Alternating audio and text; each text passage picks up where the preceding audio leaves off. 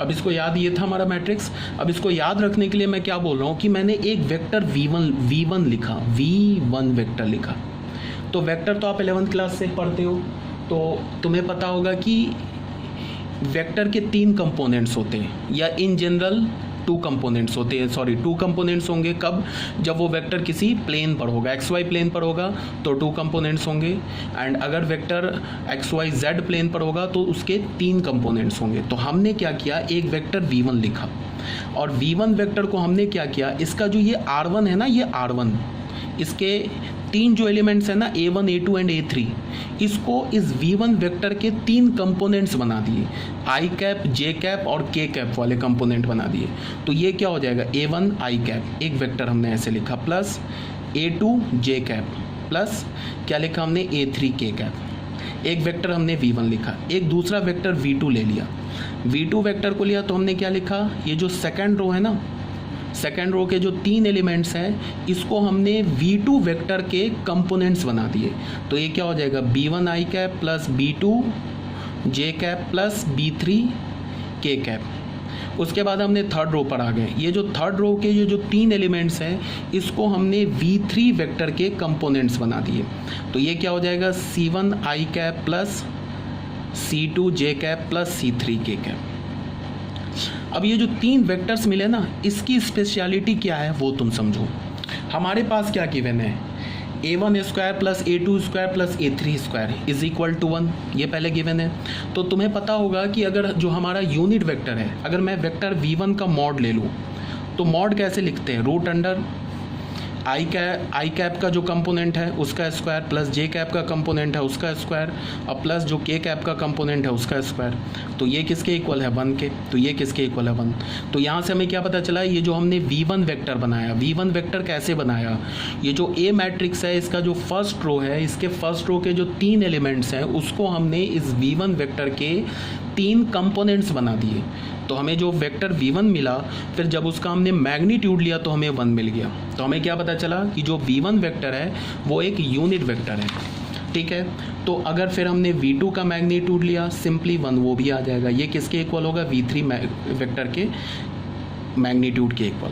तो यहाँ से हमें क्या पता चला कि ये जो हमारा V1 वेक्टर है, V2 वेक्टर है और ये V3 वेक्टर है, ये एक यूनिट वेक्टर है, पहली बात। दूसरी बात क्या है कि फर्दर हमारे पास क्या इन्फॉर्मेशन है, ये देखो, ये वाला इन्फॉर्मेशन जो है ना हमारे पास, A1 B1 A2 B2 A3 B3, ये जो इन्फॉर्मेशन है, ठीक है, ये क्या बता रहा है कि अगर मैंने V1 vector into V2 vector का डॉट प्रोडक्ट लिया, तो डॉट प्रोडक्ट भी आपको पता होगा कि हम किसी भी 2 वेक्टर का डॉट प्रोडक्ट जो लेते हैं वो एक स्केलर क्वांटिटी आता है। और डॉट प्रोडक्ट 2 वेक्टर का कैसे लेते हैं, इन टर्म्स ऑफ कंपोनेंट, उसके जो क्रॉसपॉन्डिंग कंपोनेंट्स हैं ना, उसको मल्टीप्लाई करके ऐड कर देते हैं। ये आपने 11th क्लास में पढ़ा होगा। ऐसे वेक्टर जो चैप्टर है हम लोग 12th क्लास में पढ़ेंगे, इन डिटेल पढ़ेंगे, काफ़ी डिटेल पढ़ेंगे, जो कि आपने 11th क्लास में जो आप नहीं पढ़े होंगे, तो इन डिटेल हमें पढ़ना है 12th क्लास में, तो उस समय तो क्लियर हो ही जाएगा। बट ये जो अभी प्रॉपर्टी बता रहा हूँ ये आपने 11th क्लास में पढ़ा होगा। तो डॉट प्रोडक्ट कैसे लेते हैं, V1 V2 का डॉट प्रोडक्ट क्या हो जाएगा, इसके क्रॉसपॉन्डिंग I कंपोनेंट के को मल्टीप्लाई किया तो हो गया A1 B1, plus J component को मल्टीप्लाई किया, ऐड किया तो ये क्या हो गया A2 B2, प्लस K के कंपोनेंट को मल्टीप्लाई करके ऐड किया तो इसका वैल्यू क्या है हमारे पास 0। तो यहाँ से हमें क्या पता चला कि V1 and V2 are perpendicular vector. पता चला ना, पता है ना कि अगर किसी भी 2 वेक्टर का डॉट प्रोडक्ट अगर हमें 0 मिलता है तो वो वेक्टर क्या होता है, आपस में परपेंडिकुलर होंगे। तो V1 और V2 क्या हो गया, परपेंडिकुलर हो गया। सिमिलरली अगर तुम V2 इंटू V3 लोगे तो ये भी 0 मिलेगा। और ये किसके इक्वल होगा, V1 vector into V2 vector के, ये तो ले ही लिया। और ये किसके इक्वल होगा, V1 into vector dot V3 vector, तो ये 0 भी आ जाएगा। इससे हमें क्या पता चल रहा है कि ये जो 3 वेक्टर लिया ना हमने, V1 V2 एंड V3, ये एक यूनिट वेक्टर भी है और आपस में म्यूचुअली परपेंडिकुलर भी है। म्यूचुअली बोलने का मतलब कि V1 एंड V2 भी परपेंडिकुलर है, V2 एंड V3 भी परपेंडिकुलर है, V1 एंड V3 भी परपेंडिकुलर है, ये मतलब हुआ। तो फाइनली अब मैं क्या बोल रहा हूँ, अब मैं ये बोल रहा हूँ कि जो हमने A मैट्रिक्स लिया, ऑर्थोगोनल मैट्रिक्स लिया, A1 A2 A3, of B1 B2 B3 sorry B1 B2 B3 C1 C2 C3। और अगर मैंने ये बोल दिया कि ये जो ए मैट्रिक्स है ये एक ऑर्थोगोनल मैट्रिक्स है, अगर मैंने इतना बोल दिया तो तुम क्या करोगे, जो ये 3 रो है, इस 3 रो के जो 3 एलिमेंट्स हैं उन 3 एलिमेंट्स को लेके तुम 3 वेक्टर बना लो। तो वो जो 3 वेक्टर्स होंगे वो आपस में म्यूचुअली परपेंडिकुलर भी होंगे और यूनिट भी होंगे, मतलब यूनिट वेक्टर भी होंगे एंड म्यूचुअली परपेंडिकुलर वेक्टर भी होंगे। तो मिला के हम क्या बोल सकते हैं कि if we take 3 vectors as a component, ये इसको हम ऐसे ही बोल सकते हैं कि अगर हमने R1 R2 R3 ये 3 रो के एलिमेंट्स उठाए और इस 3 रो के एलिमेंट्स को अगर हमने 3 वेक्टर के कंपोनेंट्स बना दिए, ठीक है, जो तो हमें 3 वेक्टर्स मिला, then that 3 vectors are unit vectors as well as mutually perpendicular vectors. बात समझ में आ गई होगी, ठीक है। अब इसको हम अब ऐसे बोल दिया हमने। दूसरा हम लोग इसको क्या बोल सकते हैं, वो तुम इसको ऐसे देखो।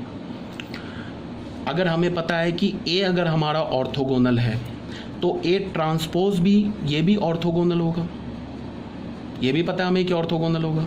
तो अगर हमने ए ट्रांसपोज ले लिया तो रो कॉलम में चेंज हो जाएगा, कॉलम रो में चेंज हो जाएगा।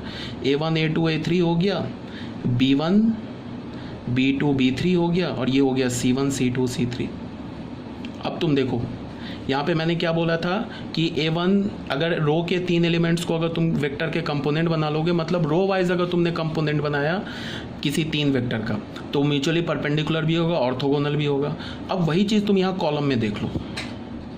अब इसके कॉलम में क्या आ गया, A1 A2 A3। तो A1 A2 A3 लेके तुम एक वेक्टर बनाओ, B1 B2 B3 लेके एक वेक्टर बनाओ और C1 C2 C3 लेके भी एक वेक्टर बनाओ, वो भी आपस में म्यूचुअली परपेंडिकुलर होंगे।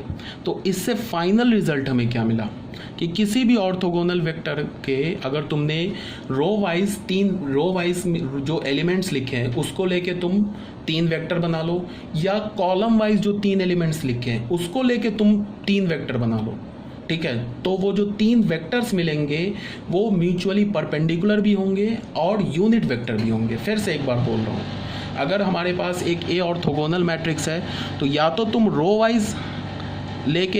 वाइज जो 3 एलिमेंट्स है उसको लेके 3 वेक्टर के कंपोनेंट बना लो। पहले रो लिया, उसमें हमने V1 वेक्टर बना लिया। V1 वेक्टर के कंपोनेंट क्या लिखे, पहले रो के एलिमेंट। V2 वेक्टर के कंपोनेंट क्या लिखे, दूसरे रो के एलिमेंट। V3 वेक्टर के कंपोनेंट क्या लिखे, तीसरे रो के एलिमेंट। तो ये जो 3 वेक्टर होगा ये म्यूचुअली परपेंडिकुलर भी होगा, यूनिट भी होगा। फिर मैंने क्या बोला कि अगर ए ऑर्थोगोनल है तो ए ट्रांसपोज भी ऑर्थोगोनल है। अभी हम इससे पहले प्रूफ करके आए। तो ऑर्थो ट्रांसपोज लेंगे तो ये तो कॉलम में चेंज हो जाएगा। तो इससे हमें क्या पता चला कि अगर हमने पहला कॉलम लिए उठाया और एक वेक्टर बना दिया, दूसरा कॉलम उठाया एक वेक्टर बना दिया, तीसरा कॉलम उठाया एक वेक्टर बना दिया, तो जो हमें 3 वेक्टर्स मिला वो भी यूनिट वेक्टर भी होगा और वो आपस में म्यूचुअली परपेंडिकुलर भी होगा। बहुत बोल दिया, अब आप लोगों को समझ में आ गया होगा।